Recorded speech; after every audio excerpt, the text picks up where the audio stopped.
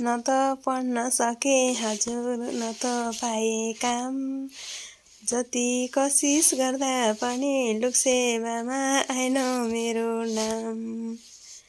हजुरहरू कस्तो लाग्यो मेरो अनुभव मैले जति कोसिस लोकसेवाको तयारीमा कोसिस गर्दा 2-4 वर्ष बितिसक्यो हजुर, तर पनि मेरो नाम अझै निस्किएको छैन।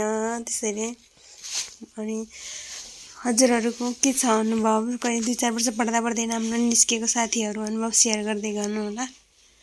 मेरो अनुभव है कोठामा पढ्ने भन्दै बस्दै गरे हजुर 2-4 वर्ष बितिसक्यो।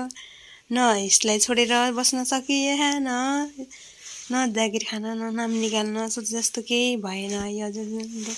लोकसेवा भन्दा 2-4 बितिसक्यो, उमेर पनि जान लागिसक्यो, न छोडेर बस्न सकियो।